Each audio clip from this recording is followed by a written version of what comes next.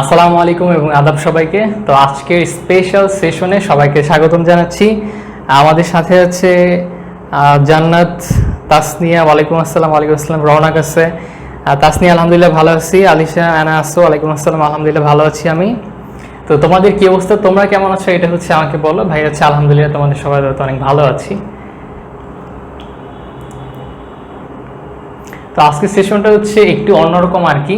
এটা হচ্ছে গতানুগতিক সেশনের মতো না, স্পেশাল একটা সেশন এবং আমার জন্য খুব ইম্পর্ট্যান্ট একটা সেশন। কারণ আজকের সেশনে হচ্ছে যে আমি যে সব কথাগুলো বলবো এগুলো হচ্ছে যে আমার নিজের বানানো না, বিভিন্ন হচ্ছে আমার থেকে কয়েক গুণ হাজার গুণ গুণী ব্যক্তি যারা আছেন তারা হচ্ছেন এই জিনিসগুলো অ্যাপ্লাই করেছেন ওনাদের লাইফে এবং তাদের কথা শেয়ার করেছেন। তো বিভিন্ন ইউটিউব, তারপরে আর্টিকেল, তারপর বিভিন্ন জায়গা থেকে আমি প্রায় কয়েক মাস ধরে এই জিনিসগুলো নিজের উপর অ্যাপ্লাই করেছি এবং অ্যাপ্লাই করার ফলেই কিন্তু যে এখন এত বড় একটা প্ল্যাটফর্ম সামলানো, তারপর আরও অনেক এক্সট্রা অ্যাক্টিভিটি করা, এগুলো আমি ঠিকমতো করতে পারছি। তো নিশ্চয়ই এর পিছনে কোনো রিজন আছে।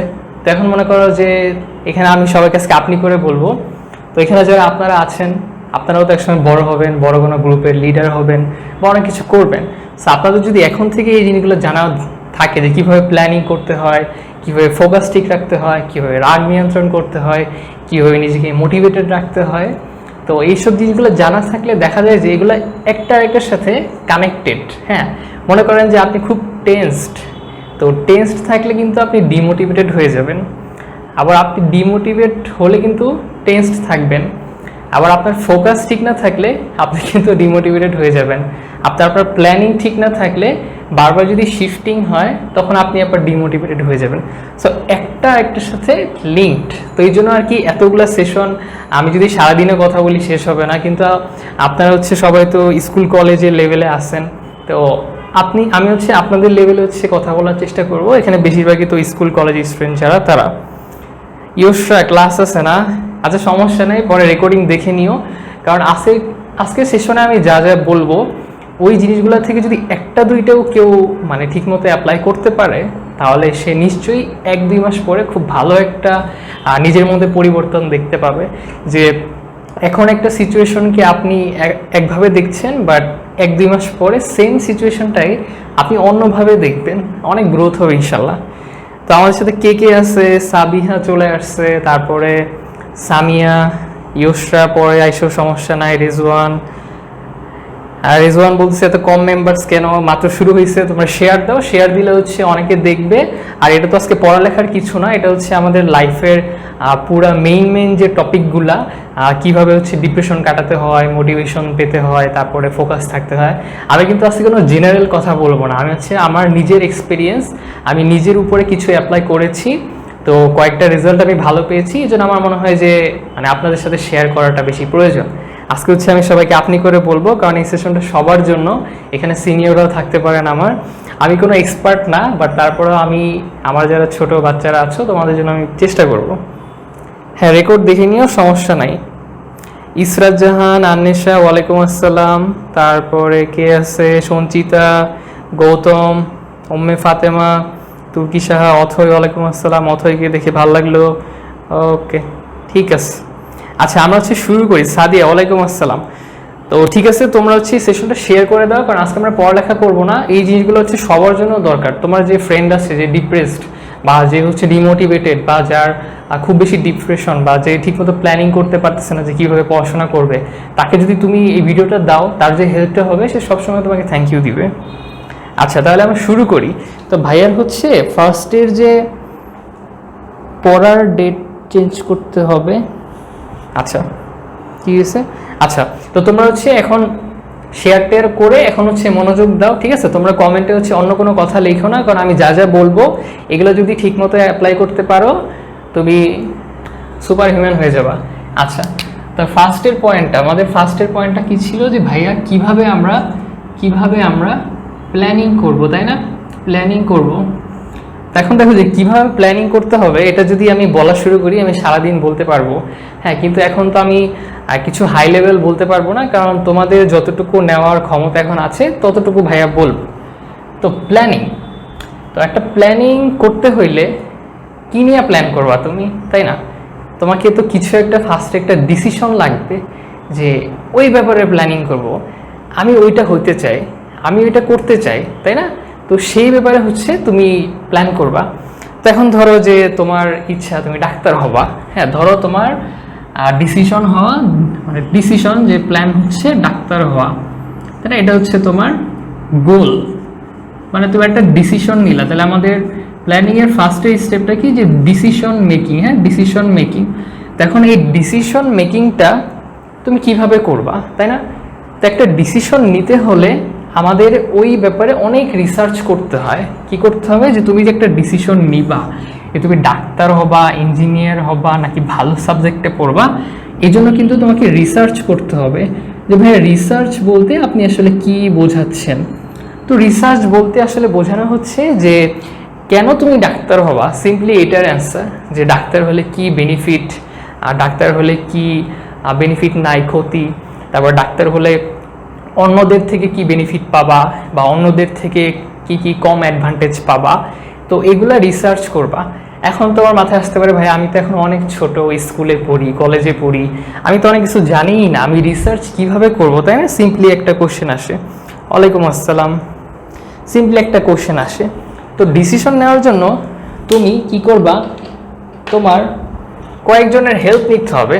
তোমরা দেখো না ছোট, তাই না? তো হেল্প নেওয়ার খেলে ফার্স্টে হচ্ছে তুমি কার কাছ থেকে জানতে পারবা যে তুমি ডাক্তার হলে কি কি অ্যাডভান্টেজ পাবা। তো এখন দেখো যে তোমাদের ফ্রেন্ড লিস্টে আমি আছি, আরও অনেক মেডিকেল ভাইয়া পুরা আসছেন, হ্যাঁ।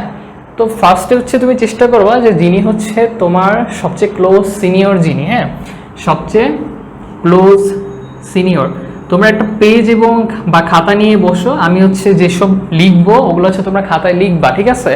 কারণ কি লাইভ সেশন শেষ হয়ে গেলে তোমরা অনেকে হচ্ছে ভুলে যাবা, কিন্তু খাতায় লিখে থাকলে পরে যখন খাতাটা দেখবে আবার সব মনে পড়বে, ঠিক আছে? খাতায় হচ্ছে এই ফ্লো চার্টটা লিখে ফেলো। এবং এই লাইভের হচ্ছে শেষের দিকে একটা নতুন ইভেন্টের হচ্ছে আমি অ্যানাউন্সমেন্ট দিব, আর 3 দিন ব্যাপী একটা ইভেন্ট চলবে এবং গিফটও থাকবে। তো দেখো যে, এবং ওই ইভেন্টটা এটার সাথে রিলেটেড। তো দেখো ক্লোজ সিনিয়র যিনি আছেন তার সাথে তুমি করবা। এখন তোমার প্রশ্ন হতে পারে যে ভাইয়া আমার তো কোনো ক্লোজ সিনিয়র নাই, আমি কি করব?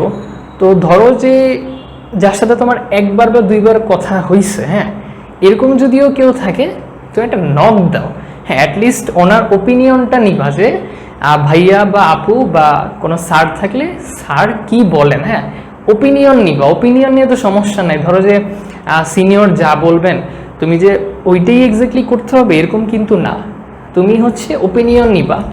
তো তোমার ক্লোজ সিনিয়র যিনি তার কাছ থেকে নিবা।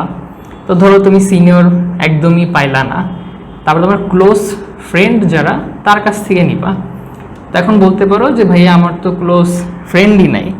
তো দেখো যে ক্লোজ ফ্রেন্ড কিন্তু বেশি থাকে না, 1 জন 2 জন হাইস্ট এরকম থাকে।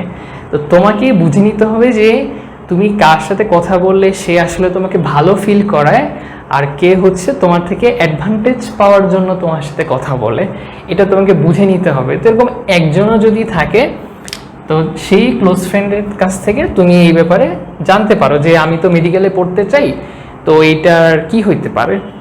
তো এখন দেখো সবার ফার্স্টে কিন্তু মানে বাসায় বলতে হয়, ঠিক আছে? এখন তুমি যখন বাসায় একটা ডিসিশন জানাবা, ওই বাসায় জানানোর আগে কিন্তু ওই ডিসিশনের ব্যাপারে তোমার ক্লিয়ার আইডিয়া থাকতে হবে। নাহলে তুমি হঠাৎ করে বাসায় বললা যে আমি করব, চারুকলায় পড়বো, চারুকলা নিয়ে পড়বো, হ্যাঁ। তো এখন বাসায় তো সবাই জানে না যে চারুকলায় পড়লে কি কি বেনিফিটস তুমি পাবা, তারপর এখন চারুকলার ভবিষ্যৎটা কেমন। কারণ সবাই মনে করে যে চারুকলা, মানে আমি এক্সাম্পল দিলাম, আমি মাথায় আসলো যে অনেকে মনে করেন যে চারুকলায় পড়লে তুমি দাম পাবা না। তো এখন তুমি যে বাসায় ডিসিশনটা জানাবা, আগে তোমাকে জানতে হবে, তোমাকে রিসার্চ করতে হবে, তুমি জানবা, তুমি ডিসিশন নিবা, দেন বাসায় জানাবা। তারপর বাসায় কি হয় এটা হচ্ছে পরের হিসাব। তো তুমি ক্লোজ সিনিয়রের কাছে জানলা, ক্লোজ ফ্রেন্ডের কাছে জানলা। তারপরে ধরো যে তোমার বিভিন্ন, এখন তো অনলাইনের যুগ, বিভিন্ন আর্টিকেল আছে, অনেক নিউজ আছে, হ্যাঁ, ফেসবুকে অনেক পেজ আছে। ধরো তোমার ইঞ্জিনিয়ারিং ইচ্ছা, তো ইঞ্জিনিয়ারিংয়ের হাজার হাজার গ্রুপ আছে, তুমি অ্যাড হয়ে যাও।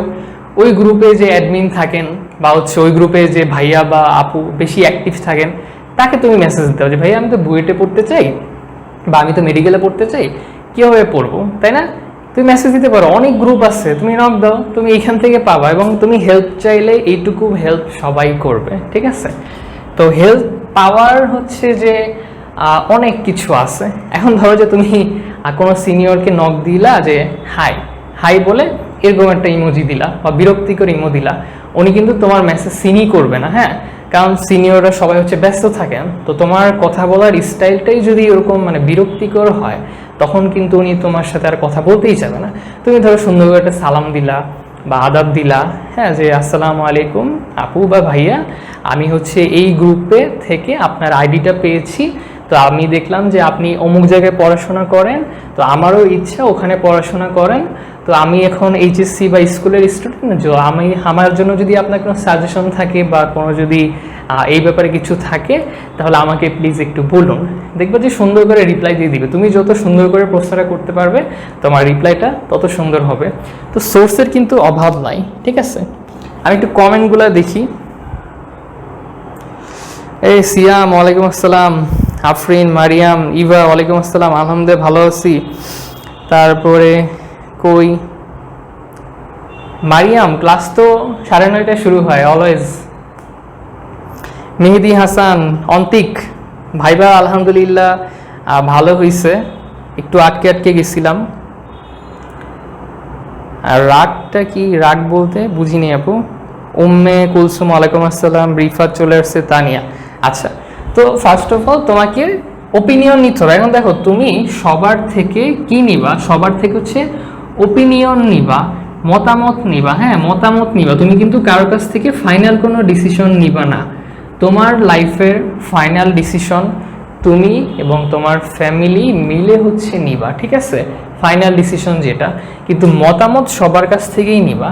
তো মতামত নেওয়ার পরে তুমি ওটা দুইটা ভাগে ভাগ করবা, যে ওটার মধ্যে ভালো কি কি আছে এবং খারাপ কি কি আছে। যে তুমি যে ডিসিশনটা নিলা, হ্যাঁ, প্ল্যানিংয়ের শুরুতে, তো ওটা ভালো কি কি আছে, খারাপ কি কি আছে। তো যদি দেখো যে ভালো জিনিস বেশি, খারাপ জিনিস কম, তাহলে তুমি ওই প্রস্তাবটা বাসায় নিয়ে গেলে, বাসায় সুন্দর করে বুঝাই বললে সবাই কিন্তু বুঝবে, হ্যাঁ। এখন ধরো যে তুমি একটা জিনিস নিয়ে পড়তে চাইতেছো বা বড় হইতে চাইতেছো, এখন তুমি ওর ব্যাপারে জানো না, বাসায় যে চিল্লাপাল্লা শুরু, হ্যাঁ কেউ আমারে মানো না, আমার ছেলেই ভাবো না, আমার মেয়েই ভাবো না, হ্যাঁ আমি তো তোমার মেয়ে না, আমার কোনো ইচ্ছা পূরণ করো না, ইমোশনাল ব্ল্যাকমেল শুরু করলা। ইমোশনাল ব্ল্যাকমেল করলে তোমার যেমন মেন্টাল প্রেশার পড়বে, তোমার আব্বু আম্মুর উপরে মেন্টাল প্রেশার পড়বে। তাই বুদ্ধিমানের ভদ্র বাচ্চার মতো কাজ করবা, আগে রিসার্চ করবা, ওপিনিয়নগুলো হচ্ছে লিস্ট করবা, ভালোগুলা তোমার বাসায় গিয়ে বলবা, ঠিক আছে? তাহলে বুঝছো যে প্ল্যানিংয়ের শুরুতে ডিসিশনটা তুমি কিভাবে নিবা। এখন অনেকে বলতে পারো যে ভাইয়া এই ডিসিশনের জন্য এত কাহিনী করা লাগবে, এইগুলো এত ভালো লাগে না ভাই, আমি মানে একটু অলস টাইপের। তো একজন গুণী ব্যক্তি একটা কথা বলছিলেন যে একটা ডিসিশন নিতে তুমি দরকার হয় 1 মাস সময় নাও, হ্যাঁ, দরকার হয় 1 মাস সময় নাও, কিন্তু ওই ডিসিশনটা নেওয়ার পরে তুমি যখন কাজ শুরু করবা, তখন যেন রিগ্রেট না করা লাগে যে এটা শুরু না করলে ভালোই তো, কেন শুরু করছিলাম, আর ভালো লাগতেছে না, শক্তি পাচ্ছি না। তো এই জন্য একটা ডিসিশন নেওয়ার আগে তুমি পুরো প্ল্যানিং করে নিবা। পুরো প্ল্যানিং করলে কোন জায়গায় কি হবে না হবে, বলতে গেলে ফিউচার মোটামুটি তোমার চোখের সামনে তুমি দেখতে পারতেছো, হ্যাঁ, তখন কিন্তু তোমার সব কিছু অনেক ইজি হয়ে যাবে। তো এই জন্য ডিসিশনটা, যারা লাইফে ভালো কিছু চায়, অনেক দূর আগাতে চায়, তারা কিন্তু ডিসিশন এইভাবেই নেয়। আমিও কিন্তু এইভাবেই নিই, এগুলো কিন্তু আমি নিজে করি, হ্যাঁ, আমি কিন্তু এগুলো করে মানে বানায় বলতেছি না, আমি এগুলা করি। তো দেখো, তুমি ডিসিশন নিলে ডাক্তার হবা, শেষ, তোমার ডিসিশন নেওয়া শেষ, এখন প্ল্যানিং শুরু। তো প্ল্যানিং শুরু, যে ধরো তুমি এখন ডাক্তার হইতে হইলে তোমাকে এসএসসিতে জিপিএ 5 পাইলে ভালো লাগবে, যে এরকম না, মানে তোমার টার্গেট রাখতে হবে আমি জিপিএ 5 পাবো। তুমি যদি এসএসসিতে না পাও, টার্গেট করতে হবে এইচএসসিতে পাবো। তো দেখো যে আমি একটা সেগমেন্ট নিয়ে কথা বলি, এসএসসি বা এইচএসসি, কারণ দুইটা হচ্ছে একই রকম আর কি, একই কাজ করবা। তো ধরো তুমি এসএসসি, হ্যাঁ, জিপিএ 5 তোমার টার্গেট, তোমার গোল হচ্ছে ডাক্তার হওয়া। তো এখন তুমি প্ল্যানিং করবা যে ডাক্তার হওয়ার জন্য আমাকে কী করতে হবে। তো এখন এটার জন্য তোমাকে কি করতে হবে, তোমাকে 9, 10 কী করতে হবে, ভালো রেজাল্ট করতে হবে, তাই না? ভালো রেজাল্ট করতে হবে। তুমি কিন্তু রাতারাতি পরীক্ষায় জিপিএ 5 পেতে পারবে না, তো ভালো রেজাল্ট করতে হবে। তো তো এখন হচ্ছে যে ভালো রেজাল্ট করতে হইলে তোমায় দেখবা যে তোমার কত মাস সময় আছে। ধরো তোমার সময় আছে 10 মাস সময় আছে তোমার কাছে, এবং তোমার কাছে 10টা চ্যাপ্টার আছে। ধরো একটা সাবজেক্টের 10টা চ্যাপ্টার আছে, ধরো তুমি এইভাবে টাইম কাউন্ট করলা। তো এটা হচ্ছে যে পুরা এই এসএসসি এর মানে আমরা দেখছো আমরা কিন্তু আস্তে আস্তে ভিতরে ঢুকে যাচ্ছি যে আমার বড় স্বপ্নটাকে আমি ছোটতে ভাগ করছি, এটাকে আরও ভাগ করলাম। তো 10 মাসে যদি 10টা চ্যাপ্টার হয় তাহলে আমার এক মাসে একটা চ্যাপ্টার, তাই না? এক মাসে একটা চ্যাপ্টার। তো এক মাসে যদি একটা চ্যাপ্টার হয় তাহলে আমার মাসে হচ্ছে 4টা সপ্তাহ, তাহলে প্রতি সপ্তাহে তোমার 1/4 মানে হচ্ছে 0.25 চ্যাপ্টার, মানে একটা চ্যাপ্টারের 4 ভাগের 1 ভাগ তোমাকে প্রতি সপ্তাহে শেষ করতে হবে। তো ধরো যে ওই চ্যাপ্টারে 30টা পেজ আছে, 30টা পেজ, ওই পুরো চ্যাপ্টার। তো 30টা পেজ তোমাকে হচ্ছে 30টা পেজের আবার 4 দিয়ে ভাগ দাও, 4 দিয়ে ভাগ দাও, কত আসবে? 4 7 28, মোটামুটি কত 7 পয়েন্ট সামথিং এর মতো আসবে। 30 পেজ 4 ভাগ, তার মানে হচ্ছে প্রতি সপ্তাহে তোমাকে 4 পেজ করে পড়তে হবে, 4 পেজ করে পড়তে হবে। তার মানে কি প্রতি সপ্তাহে মানে কি 7 দিন, 7 দিনে তোমার 7 পেজ, তাহলে কি একদিনে 1 পেজ, একদিনে 1 পেজ। এটা মানে এক্সাম্পল দিলাম আর কি, বুঝছো? এক্স্যাক্টলি যে এরকম না, তোমার সময় এবং চ্যাপ্টারের উপরে তোমার প্রতি সপ্তাহে প্রতি চ্যাপ্টারে কতটুকু সময় দিতে হবে এটা ডিফার করবে, এটা তুমিও বুঝতেছো। ভাই জাস্ট এক্সাম্পল দিচ্ছি। তো একদিনে একটা পেজ। তুমি চিন্তা করো যে তুমি যখন চিন্তা করছো যে তুমি ডাক্তার হবা, তোমার মনে হয়েছে আরে ডাক্তার হব, কত বড় স্বপ্ন, কিভাবে পূরণ করব। তুমি পরে চিন্তা করলে জিপিএ 5 পাইতে হবে, এসএসসি কত দেরি, আল্লাহ কত বই, কত চ্যাপ্টার, কত সিলেবাস, কেমনে পড়বো। এসএসসিতে তুমি ধরো 10 মাস সময় পাইলা বা 5 মাস সময় পাইলা, ওইটাতে টোটাল চ্যাপ্টার দিয়ে ভাগ করে দেখলা যে প্রত্যেক সপ্তাহে কয়টা আসে, তারপর দেখলে যে প্রতিদিন কয়টা আসে। তুমি যখন দেখলা যে প্রতিদিন আমি মাত্র 2 পেজ বা 3 পেজ পড়লেই হয়ে যাচ্ছে, তখন মনে হচ্ছে আরে এটা তো সহজ, আমি একদিনে 3 পেজ পড়তে পারবো না, এটা কোনো কথা? এত বড় শরীর নিয়ে বড় হয়েছি, আল্লাহ এত সুন্দর একটা মাইন্ড দিছে, একদিনে 3 পৃষ্ঠা পড়তে পারবো না? একদিনে 3 পৃষ্ঠা পড়লে আমি ডাক্তার হয়ে যাব? এর চেয়ে সহজ তো আর কিছু নাই। তো এইভাবে তোমরা প্ল্যানিং করবা যে বড় স্বপ্নটাকে, তোমার গোল থাকবে একটা, বাট তুমি ছোট ছোট করে ভাগ করবা, এবং তোমার এই 1 পেজ পড়তে কত ঘন্টা সময় লাগে দিনে, ওইটার উপর ডিপেন্ড করে তুমি হিসাব করবা যে তোমাকে এত ঘন্টা পড়তে হবে। এখন ধরো কারো 4 ঘন্টায় পড়লে 10 পেজ পড়া হয়ে যায়, কারো 3 ঘন্টায় পড়লে 10 পেজ পড়া হয়ে যায়, তোমার 30 মিনিটে 1 পেজ পড়া হয়, আরেকজনের ধরো 10 মিনিটে 1 পেজ পড়া হয়। তো অনেকে বলো যে ভাইয়া কতক্ষণ পড়বো, তাহলে বুঝছো না যে তোমার কতক্ষণ পড়া লাগবে, এটা কিন্তু তোমাকে বের করতে হবে, কিন্তু ভাইয়া বের করে দিতে পারবো না। তোমাকে পড়া হিসাব করতে হবে, টাইম হিসাব করলে হবে না। তো দেখছো না জিনিসটা খুবই সহজ যে কিভাবে হইছে। তো কমেন্ট দেখি।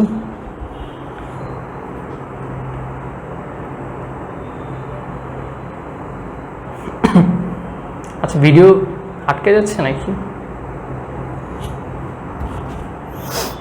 ভিডিও কেন আটকে যাচ্ছে না? ঠিক আছে। ওয়ালাইকুম আসসালাম মিশু, দরজা খুলে দিই, দরজা দিয়ে নেট চলে আসবে। ওয়ালাইকুম আসসালাম। তো দেখছো, এগুলো কিন্তু খাতায় লিখে রাখো, ঠিক আছে? খাতায় লিখে রাখলে তোমার পরে মনে পড়বে। তো তোমরা কি মানে বুঝতেছো জিনিসগুলো, যে ভাইয়া যে কথাগুলো বলতেছি এগুলা কি মানে একটু বুঝতে পারতেছো যে যে আসলে এই কাজে দিবে? কি মনে হয় কাজে দিবে? অন্তিক, ওয়ালাইকুম আসসালাম। আফরিন নতুন, ওয়েলকাম টু বায়োলজি ক্লাসরুম। এখানে সবাই অনেক হেল্পফুল, তোমাকে অনেক হেল্প করবে। তারপর নীলুফা, ওয়ালাইকুম আসসালাম। গৌতম এসএস নিতে, হ্যাঁ এসএস নিও, কিন্তু এসএস তোমার মোবাইলে এক গাদা এসএস আছে, পরে কিন্তু খাতায় লেখা রেখো ভাইয়া, ঠিক আছে? আচ্ছা, তামান্না, ওকে মিশু, তারপর রামিম। আচ্ছা ঠিক আছে।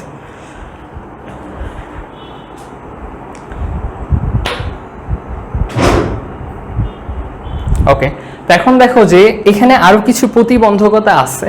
হ্যাঁ, কি কি? যেমন ধরো যে তুমি যে হিসাব করলা যে তুমি 10 মাস সময় পাবা, তুমি কিন্তু জীবনেও 10 মাস সময় পাবা না।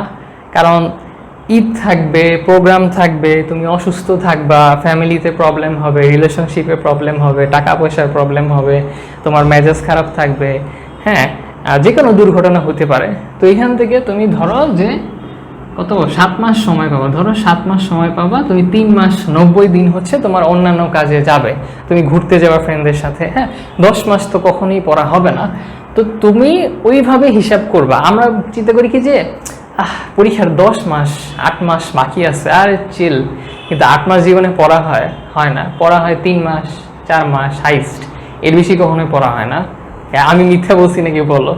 তো দেখো যে তুমি ওইভাবে হিসাব করবে। এখন বসে বসে গুইনো না যে আমি ছুটি কাটাবো 5 দিন আর ঘুরতে যাবো 2 দিন, এইভাবে হিসাব করো না। এত কিছু হিসাব করা লাগে না। তুমি মোটামুটি একটা এস্টিমেটেড ডেট ধরে রাখবো যে তোমার টোটাল যে সময় আছে সেটার 70% সময়টা তুমি আসলে পড়ার জন্য পাবা, বাকি 30% তোমার বিভিন্ন কাজ, তারপরে একটু শরীর খারাপ লাগতেছে বা একটু ঘুরতে যাবা বা ফ্যামিলি প্ল্যানিং আছে, তো অনেক কিছু আর কি। তো তারপরে দেখো এখন কথা হচ্ছে যে ধরো যে তুমি একদিনে হচ্ছে 3 পেজ প্ল্যান করছো, এখন তোমার সাবজেক্ট তো অনেকগুলা। তো আমি ছোটোবেলায় কী করতাম যে 5-6-এ থাকতে সুন্দর করে অফসেট পেপার নিতাম, আম্মুর কাছে বলতাম আম্মু 5 টাকা দাও, সাইন পেন কিনবো। তো একদিন ধরো স্কুল থেকে আসার টাইম সবুজ কালি সাইন পেন কিনলাম, খুব এক্সাইটেড। পরদিন লাল কালি কিনলাম, পরদিন কালো কালি কিনলাম, অফসেট পেপার নিয়ে টেবিল সুন্দর বানায়া। আমার হ্যান্ডরাইটিং একটু সুন্দর ছিল আল্লাহর রহমতে। তো রুটিন করতাম, নিজেই তাকায় থাকতাম, উফ আমি কি জোস। পরে ওই রুটিন টেবিলের নিচেই থাকতো, জীবনে হচ্ছে ওটা অ্যাপ্লাই করি নাই। কেন করি নাই? তো তোমাদের কি মনে হয় যে এই যে তোমরা রুটিন বানাও এত সুন্দর করে, এত কালি দিয়ে, তারপর হচ্ছে যে যখন কম্পিউটার কিনলাম সুন্দর প্রিন্ট করে, প্রিন্টের ফাইলটা পেন ড্রাইভে নিয়ে দোকানে যে মামা প্রিন্ট করেন, প্রিন্টটা নিয়ে এসে তাকায় থাকতাম কতক্ষণ, মোবাইলের ওয়ালপেপারে দিয়ে রাখতাম, আম্মুরে দেখাতে যে আম্মু দেখো যে রুটিন বানাইছি, এভাবে পড়াশোনা করবো। জীবনে কোনোদিন ওই রুটিন আমি মানতে পারি না, বুঝছো? তো তোমাদের কি মনে হয় যে তোমরা রুটিন বা আমরা রুটিন কেন মানতে পারি না?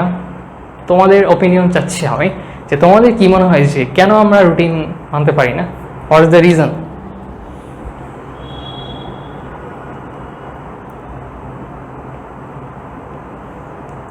তো তোমাদের মানে কি মনে হয় যে কেন আমরা রুটিনটা মেনটেন করতে পারি না? কি সমস্যা ভাই যে কেন পারি না? এই পর্যন্ত আমিও এটা মানতে রুটিন করলাম, 2-3 দিন পরে আর ফলো করা হয় না এক্স্যাক্টলি। প্রতিদিন হচ্ছে রুটিন মেক করে মারিয়াম, কিন্তু করা হয় না। কেন করা হয় না? মানে তোমার কি মনে হয় যে কেন করা হয় না? এটা পিছনে রিজন কি থাকতে পারে? পড়ার কোনো নির্দিষ্ট টাইম হয় না, একটু যায়, কালারফুল রুটিন বানাইছে মেন করতে পারে না। তো কেন হয়? তোমাদের কি মনে হয়? তোমরা অপিনিয়ন দিয়েছে ভাই এই কারণে হয় না।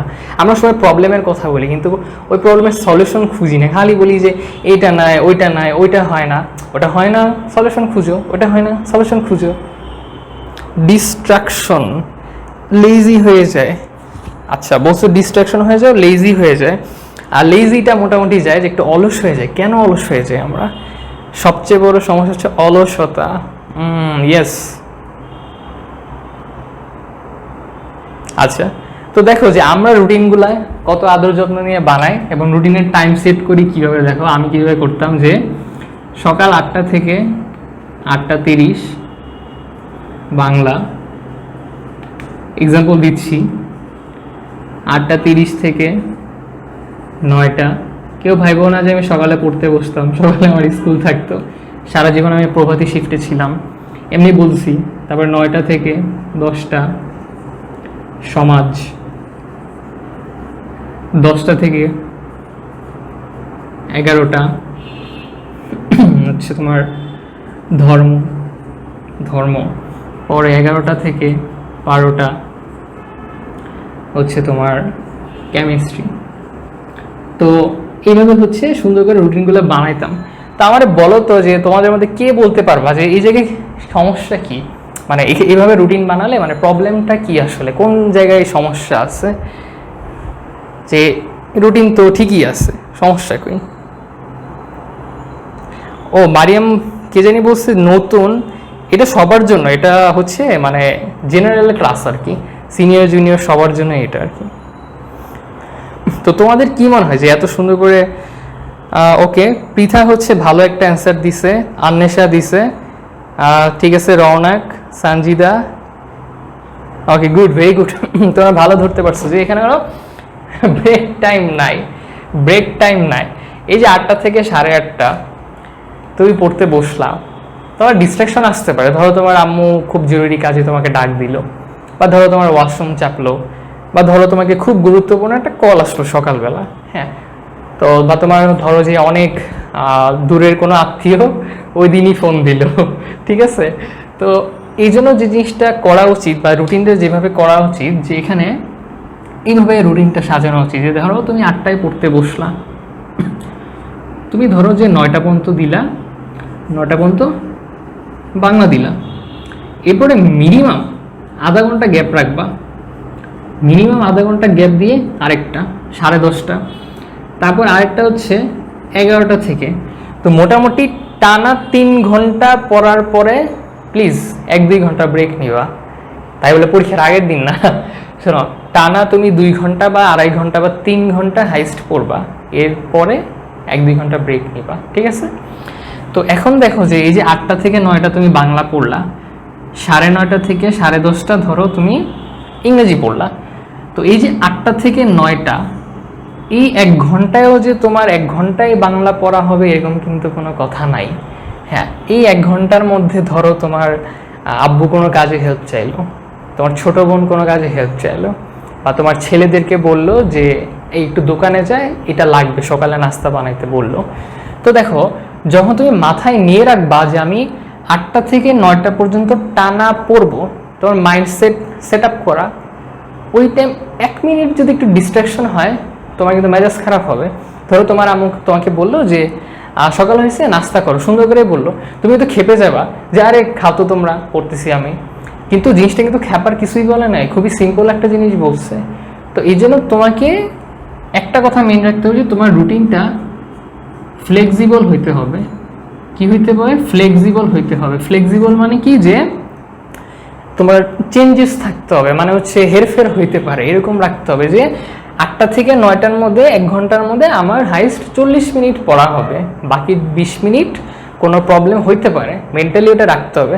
তাহলে যেটা হবে যে তুমি যখন 1 ঘন্টা ফিক্স ধরে রাখছো যে 1 ঘন্টায় পড়বা, তখন কিছু একটা আসলে তোমারও মাথা নষ্ট হবে, তোমার ফ্যামিলির প্রবলেম ক্রিয়েট হবে, তারপরে ওই কাজটা করে দিয়ে আসার পরে তুমি যখন আবার পড়তে বসবা তোমার আর মনোযোগ থাকবে না। বুঝছো না? বুঝছো কীভাবে প্রেশারগুলো আসে? বুঝছো? তো এই জন্য তোমার টাইমগুলো হচ্ছে টাইমের মধ্যেও ব্রেক দিবা, আবার যে টাইমটা দিছো ওই জায়গায়ও ফ্লেক্সিবিলিটি রাখবা, ব্রেক রাখবা, ঠিক আছে? তো কিভাবে ফোকাস ধরে রাখবো ওটা পরে আসতেছি, আগে তো প্ল্যানিং শেষ করি। তো এইভাবে হচ্ছে যে তুমি তোমার বড় স্বপ্নটাকে ছোট ছোট ভাগ করবা, অনেকের ওপিনিয়ন নিয়ে ডিসিশন নিবা, তারপরে ওগুলোকে ভাগ করবা যে কয়টা চ্যাপ্টার, কয়টা মাস, কয়টা সাবজেক্ট, কয় ঘন্টা পড়তে হবে, রুটিনটা কিভাবে তৈরি করতে হবে, এগুলা, ঠিক আছে? এই হচ্ছে তোমার প্ল্যান। এবং তুমি কি করবা, তোমার রুটিনটা প্রতি সপ্তাহে চেঞ্জ করবা। ধরো যে এই সপ্তাহে তুমি সকালে বাংলা পড়ছো, পরের সপ্তাহে সকালে অন্য সাবজেক্ট দাও। তোমার যখন মনোযোগ সবচেয়ে বেশি থাকে তখন তুমি সবচেয়ে কঠিন সাবজেক্ট যেটা ওইটা পড়বা, এবং তোমার মনোযোগ যখন সবচেয়ে কম থাকে তখন তুমি HW করবা, অ্যাসাইনমেন্ট করবা, ঠিক আছে? মানে যেগুলো জাস্ট লিখতে হয় আর কি। আর যখন তোমার মনোযোগ খুব বেশি থাকবে, অনেকে সকালে থাকে, অনেকে সন্ধ্যার পরে থাকে, অনেকে রাত 12টার পরে চুপচাপ থাকে, তখন থাকে। যেমন আমার পার্সোনালি হচ্ছে সন্ধ্যার পরে থাকে, এই জন্য তোমাদের যে লাইভ ক্লাসগুলো যেগুলোতেই, ওগুলো কিন্তু আমি সন্ধ্যার পরে নেই, কারণ ওই টাইমে আমার ফোকাস বেশি থাকে, আমি ভালো ক্লাস নিতে পারি, এই জন্য আর কি। তো এইভাবে তোমাদের যে টার্গেটটা, যে প্ল্যানটা তোমরা এইভাবে সেট আপ করবা। মোটামুটি দেখো, তুমি হচ্ছে ধরো যে ক্লাস 9-এ প্রথম উঠছো, প্রথম ক্লাস 9-এ উঠছো, তোমার স্বপ্ন থাকবে তুমি ডাক্তার হবা না কি হবা, স্বপ্নটা বড় থাকতে হবে যে আমাকে অনেক দূর যেতে হবে। পরে ওই স্বপ্নটাকে তুমি ভাগ করবা, ভাগ করার পরে ছোট স্বপ্ন পূরণ করবা, তারপরে আরেকটা স্বপ্ন পূরণ করবা, আরেকটা করবা, এসএসসিতে গোল্ডেন পাবা, তারপরে এটা করবা। আমার সেন্ট জোসেফে ICT একজন স্যার ছিলেন, আসাদ স্যার, স্যার এখনও আছেন নাকি আমি জানি না। তো স্যার ক্লাসে একটা কথা বলছিলেন, আমি যে খুব মনোযোগ দিছি ওইটাও না, অনেক ফাঁকি ঝুঁকি দিয়েছি, অনেক মজা করছি। তো স্যার হচ্ছে অনেক কুল টাইপের ছিলেন।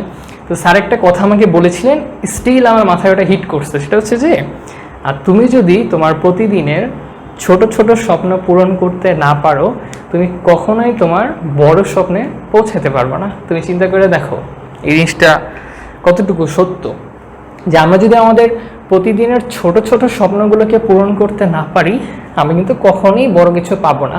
ধরো তোমার ইচ্ছা বছর শেষে 1000 টাকা জমানো, তুমি প্রতিদিন 2 টাকা করে জমাইলা, ছোট ছোট করে জমাইলা, তাহলে কি তোমার প্রেশারও কম পড়বে, মাস শেষে তুমি 1000-এর বদলে 2000 টাকাও জমায় ফেলতে পারো। কিন্তু ধরো তুমি প্রথম 6 মাস কোনো টাকাই জমাইলা না, পরে গিয়ে হই হুল্লোড় লাগাই দিলা, তোমার ফোকাসটা নষ্ট হইলো, দেখা যাবে বছর শেষে টাকাটাও ঠিক মতো হইলো না। তো জীবনে যত প্ল্যানিংই করো, তোমার প্রতিদিনের যে ছোট ছোট প্ল্যানগুলো ওগুলা করো। তো এটা হচ্ছে তোমাদের লেভেলে প্ল্যানিংয়ের সিস্টেমটা। এখানে আরও অনেক কথা আছে, বাট আমি বলবো না, বললে হচ্ছে যে আরও যে সেগমেন্ট আছে ওগুলো শেষ করতে পারবো না, ঠিক আছে? তো তোমরা বলো যে তোমাদের প্ল্যানিংয়ের এই ব্যাপারটা কেমন লাগছে। এবং আমি বলি যে আমি কিন্তু প্ল্যানিং এইভাবে করি, ঠিক আছে? আমি আমার সব কাজ এইভাবে করি। তো এই জন্য আলহামদুলিল্লাহ আমি খুব ভালো বেনিফিট পাচ্ছি। আমার 3-4 মাস আগের যে আমি ছিলাম আর এখনকার আমির মধ্যে আকাশ পাতাল ডিফারেন্স আছে, বুঝছো? ওয়ালাইকুম আসসালাম। আমার একটু গলা শুকায় গেছে, তোমরা এই চারটা একটু আরেকবার দেখো, আমি একটু মানে পানি খেয়ে নিই আর কি, ঠিক আছে? অনেক কথা বলছি তো।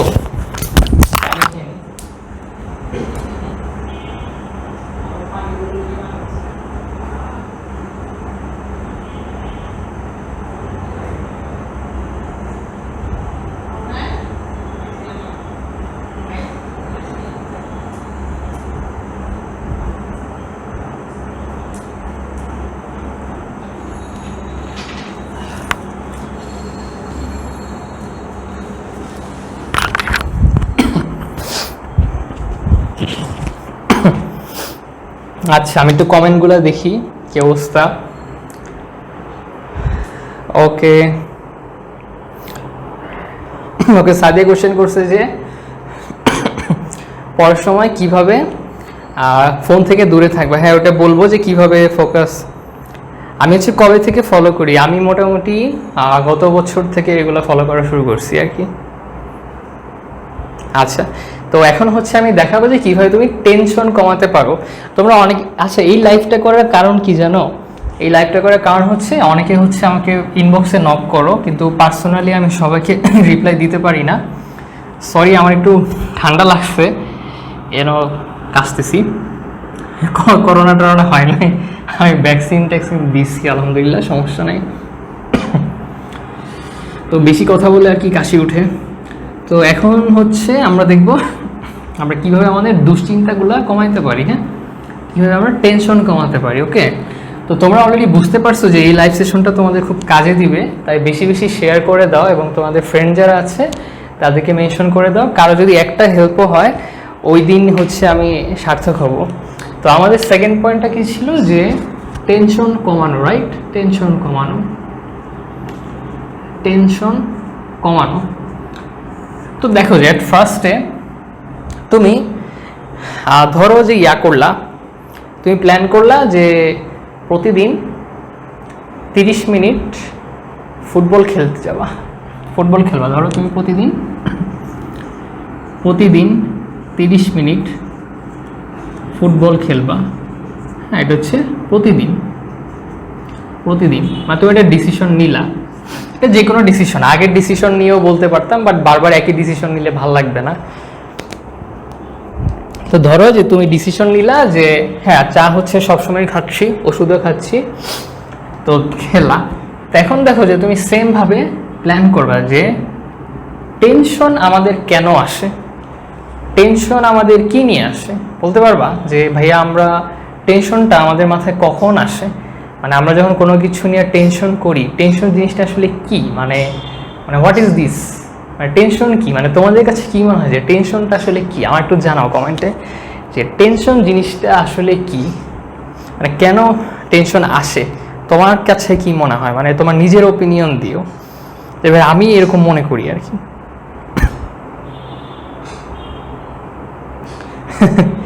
মারিয়াম বলতেছে আমরা কিভাবে ফুটবল খেলবো, এটা জাস্ট ফুটবল জাস্ট এক্সাম্পল দিলাম। ধরো এখানে তুমি বললা 30 মিনিট তুমি গল্পের বই পড়বা, সেটা হতে পারে, বা 30 মিনিট তুমি হচ্ছে কম্পিউটারে গেম খেলবা, বা 30 মিনিট হচ্ছে তুমি যে কোনো কিছু আর কি তোমার ভালো লাগে এরকম কিছু করতে।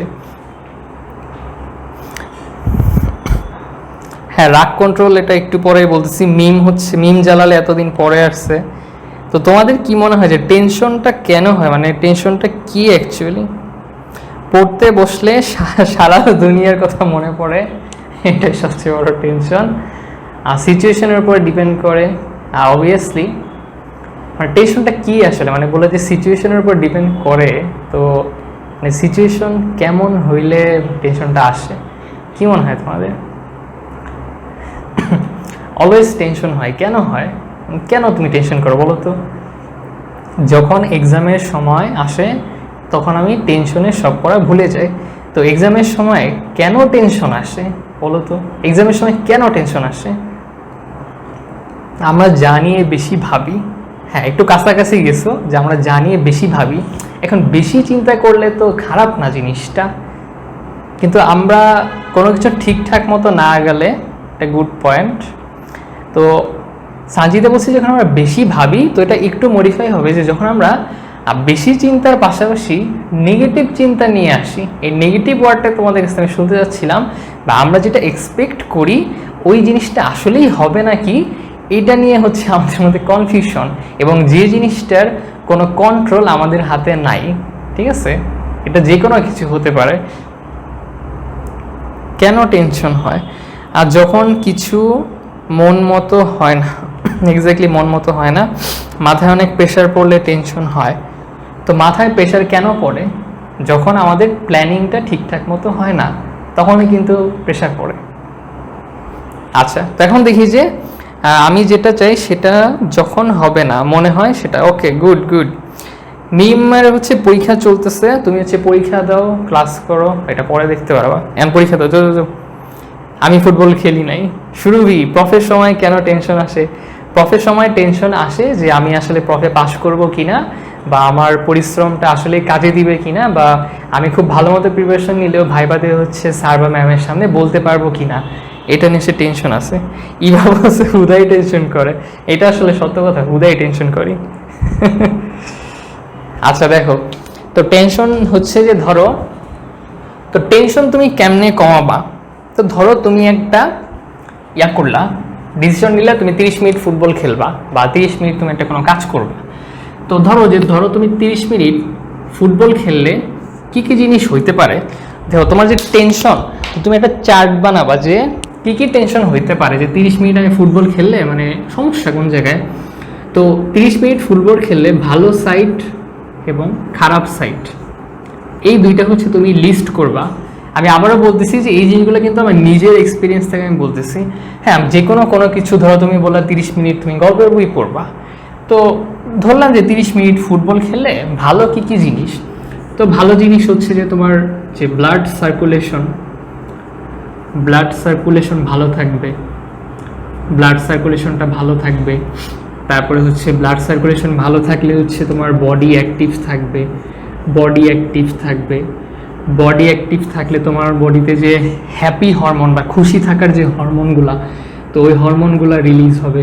ওই হরমোনগুলা রিলিজ হইলে তুমি সবসময় কি করবা, চাঙ্গা থাকবা, সবসময় কি চাঙ্গা থাকবা, অ্যাক্টিভ থাকবা। তারপর হচ্ছে গিয়ে তোমার মন ভালো থাকবে, তোমার চাঙ্গা থাকলে হচ্ছে তোমার মন ভালো থাকবে। তারপরে বডি অ্যাক্টিভ করার পর তোমার ঘুম ভালো হবে, তুমি বাসায় আসার পর তোমার ঘুম ভালো হবে। তোমার যদি ঘুম ভালো হয় তোমার মাথা ঠান্ডা থাকবে, মাথা ঠান্ডা থাকলে তোমার পড়াশোনা ভালো হবে। তখন খারাপ দিকেই আসি। খারাপ দিক কি? অনেকে ভাবতেছে ভাই এত এত ভালো জিনিস হয়, তো খারাপই নাই। অবভিয়াসলি আছে, খারাপ জিনিস আছে সব কিছুর। তো একজন প্ল্যান করছে যে 30 মিনিট সে প্রতিদিন ফুটবল খেলবে। তো প্রতিদিন খেললে ভাইয়া সমস্যা কই? সমস্যা হলো যে ধরো তার যখন খেলার টাইম, 3 দিন তার ব্যাচে পড়া থাকে বা স্যারের কাছে পড়া থাকে, বা ধরো ওই দিন তার পরীক্ষা, তাহলে পরীক্ষার আগের দিন খেললে এটা ভালো হবে না, মাইর দিবে বাসায়। তাহলে দেখো যে কি হইলো, যে প্রতিদিন খেললে, এটা কিন্তু প্রতিদিনের উপরে বেস করে বলতেছি। তো তোমার ডিসিশনের উপরে বেস করে তুমি লিস্ট করবা যে প্রতিদিন খেললে তোমার পরীক্ষা খারাপ হবে, পরীক্ষা খারাপ হবে, পরীক্ষা খারাপ হইলে তুমি ডিমোটিভেটেড হয়ে যাবা, ডিমোটিভেটেড হয়ে যাবা, ডিমোটিভেটেড হয়ে যাবা। তোমাকে বাসায় বকা দিবে, বাসায় বকা দিবে, বাসায় বকা দিবে। তারপরে হচ্ছে তোমার রেজাল্ট খারাপ হলে তোমার স্বপ্ন পূরণ হবে না, স্বপ্ন পূরণ হবে না, স্বপ্ন পূরণে বাধা আসবে যদি তুমি প্রতিদিন খেলো, প্রতিদিন খেলো। হ্যাঁ, বাসায় সমস্যা হবে। তো মোটামুটি আমি সব লিখলাম না, এক্সাম্পল দিলাম। তো তুমি হচ্ছে ভালোগুলা লিস্ট করবা, খারাপগুলা লিস্ট করবা যে প্রতিদিন খেললে। তো এখন তুমি কি করবা? এখন হচ্ছে যে তুমি প্রতিদিন খেলো বা 2 দিন খেলো বা 3 দিন খেলো ফুটবল, তুমি কিন্তু ভালো দিকগুলা পাবাই, ভালো দিক পাবাই। তুমি একদিন খেললেও ভালো দিক পাবা, 2 দিন খেললেও ভালো দিক পাবা। কিন্তু সমস্যা হিসেবে খারাপ দিকগুলা কি করব? হ্যাঁ, খারাপ দিকগুলা নিয়ে তোমার অনেক টেনশন হইতেছে যে হায়রে পরীক্ষার আগের দিন কীভাবে খেলবো, আল্লাহ পরীক্ষা খারাপ হইলে, তারপর হচ্ছে যে টুর্নামেন্ট আছে কি করব। তো টেনশন কমানোর জন্য তুমি যে ডিসিশনই নাও, তোমাকে ফার্স্টে কী করতে হবে? ভালো আর খারাপ দিক আলাদা করতে হবে, যে কোন জিনিসটা নিয়ে তোমার টেনশন হইতেছে, কেন টেনশন হইতেছে, আর তুমি যে টেনশন করতেছো এখান থেকে খারাপ কি কি হইতে পারে। হ্যাঁ, যে আমি এই জিনিসটা নিয়ে টেনশন হইতেছে, এইটা হইলে এইটা হইতে পারে, এইটা হলে আমাকে কেউ মাইক দিবে, এইটা করলে আমার এত টাকা লস হবে, এইটা করলে আমার পড়াশোনা নষ্ট হবে। তুমি লিস্ট করবা যে খারাপ দিকগুলো কি কি, তোমার কী নিয়ে টেনশন হইতেছে, তুমি খাতায় লিখবা, একদম ডিটেলে লিখবা। তো লেখার পরে তুমি এখন কি করবা, যে তুমি জানো যে তুমি কী কী খারাপ জিনিস আসতেছে, তুমি অলরেডি জানো যে এই খারাপ জিনিস আসতেছে। তাহলে আমরা যেটা জানি ওইটার সলিউশন কিন্তু আমরা বের করতে পারি, যেটা আমরা জানি ওইটার সলিউশন কিন্তু আমরা বের করতে পারি। সো এখন কিন্তু জিনিসটা ইজি হইতেছে, তাই না? তো এখন আমরা দেখব যে কিভাবে আমরা খারাপ জিনিসগুলোকে কমাইতে পারি। তো দেখো, পরীক্ষা খারাপ হইতে পারে, তো এই জন্য তুমি যেটা করবা, প্রতিদিন খেলা বাদ দিয়ে 3 দিন খেলবা।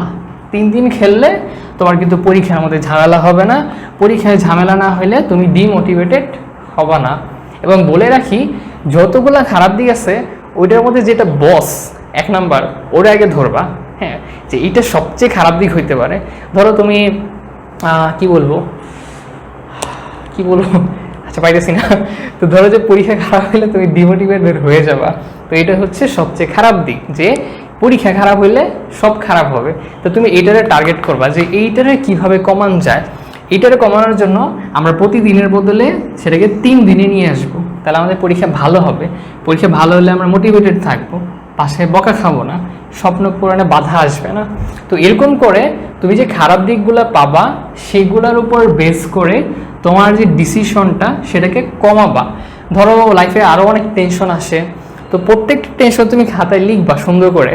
এবার ওই টেনশনটা দূর করার জন্য তুমি কি করতে পারো। ধরো তোমার টেনশন হইতেছে যে কালকে অমুক জায়গায় যাব, ওখান থেকে কিছু টাকা বাসায় নিয়ে আসবো, তো কখন যাব না যাব এটা নিয়ে তোমার টেনশন হইতেছে। তো তুমি একটা টাইম ফিক্স করে ফেললা যে তুমি কখন ফ্রি আসো ওই টাইমে যাবা, তাহলে কিন্তু তুমি জানো যে তোমাকে ওই টাইমে গেলে তুমি টাকাটা পাবা। তো এরকম তোমার যত টেনশন আছে সবগুলো লিখবা, এবং টেনশন দূর করার জন্য বা একদম যদি পুরোপুরি দূর না করা যায়, তো মিনিমাম কি করতে পারো সেটা বাইর করবা। সেটা বাইর করলে কি হবে, যে যখন তোমারে কেউ একটা লিস্ট দিবে যে তুমি এই কাজটা করবা, এই কাজটা করলে তোমার এই বিপদ হইতে পারে, এই বিপদ থেকে রক্ষা পাওয়ার জন্য তুমি এই কাজ করবা, তাহলে তুমি বলো তোমার টেনশন থাকবে না? তুমি জানো যে কী কী বিপদ আসতেছে এবং ওই বিপদ দূর করার জন্য তুমি কী কী করবা। তো ফুল লিস্ট আছে ম্যান। তো ফুল লিস্ট থাকলে চিন্তা কিসের? তো যদি বলে যে এই নাও তোমার প্ল্যান, এই টাইম ফোন দেয় কেন, যে এই নাও তোমার প্ল্যান, তো এই টাইম হচ্ছে যে তুমি ইয়া করবা, তোমার এই প্রবলেম আসতে পারে, তারপরে হচ্ছে যে তোমার এই ঝামেলা হইতে পারে, তো এই ঝামেলাগুলো থেকে মুক্তি পাওয়ার জন্য তুমি এই কাজ করতে পারো। হ্যাঁ, তোমার যে ফুল লিস্ট আছে, তাহলে তোমার টেনশন কিসের? তুমি তো সব জানো। ধরো তুমি কেউ এই প্ল্যানটা করলো না, তখন এক ফ্রেন্ড এসে ওকে বললো যে তুই তো প্রতিদিন খেলোস, তোর পরীক্ষা খারাপ হইব, হ্যাঁ, তখন তুমি টেনশনে বলে হ্যাঁ আমার পরীক্ষা তো আসলে খারাপ হবে। কিন্তু তুমি অলরেডি জানো যে পরীক্ষা যাতে খারাপ না হয় এই জন্য তোমাকে 3 দিন খেলতে হবে। তো তোমার কোনো ফ্রেন্ড যদি তোমাকে খোঁচা দিয়ে কথাও বলে যে তোর তো পরীক্ষা খারাপ হবে, বাট তুমি জানো যে তুমি যদি 3 দিন খেলো তুমি পরীক্ষায় ভালো প্রিপারেশন নিতে পারবা। সো কারো কথা তোমার গায়েও লাগবে না, তোমার মেজাজও গরম হবে না, তোমার মাথাও ঠান্ডা থাকবে, তুমি ফোকাসে থাকতে পারবা। বুঝছো যে এই জিনিসগুলো কীভাবে একটা আরেকটার সাথে রিলেটেড। তো তুমি যখন ডিসিশন নিবা, টেনশন আসবে, টেনশন কিভাবে তুমি কী কী টেনশন আসে ওগুলো দূর করার জন্য তুমি কী করতে পারো, তো যেগুলো নিজে সলিউশন পাবা করবা, না পারলে সিনিয়রদের হেল্প নিবা, ক্লোজ ফ্রেন্ডের হেল্প নিবা, হ্যাঁ। তো করার পরে ওগুলো লিস্ট করবা যে এই প্রবলেম হলে আমি এইটা করবো, এই প্রবলেম হলে আমি এইটা করবো, এই প্রবলেম হলে আমি এইটা করবো। তাহলে তোমার সে লিস্ট হইলো। ধরো এমন একটা প্রবলেম যেটার সলিউশন তুমি কোথাও পাচ্ছ না, ওটা সময় এবং কপালের উপরে ছেড়ে দিবা, ওটা সময় এবং কপালের উপরে ছেড়ে দিবা, ঠিক আছে। কারণ আমাদের সব কিছু কখনোই আমাদের হাতে থাকে না, ঠিক আছে, সব কিছু কখনোই আমাদের হাতে থাকে না। তো এই জিনিসগুলো তোমাদেরকে আমি বলে দিলাম। তো আই হোপ তোমরা বুঝতে পারছো জিনিসগুলা। কেন যে মেসেঞ্জারে ফোন দিচ্ছে। তো এইভাবে তোমরা টেনশন দূর করবা। আমাকে অনেকেই নক দিছিল যে ভাইয়া টেনশন হয়, রাতে ঘুম হয় না, কীভাবে কী করব, এই অবস্থা। তো এইভাবে তোমরা করবা। আমি একটু কমেন্টগুলো দেখি।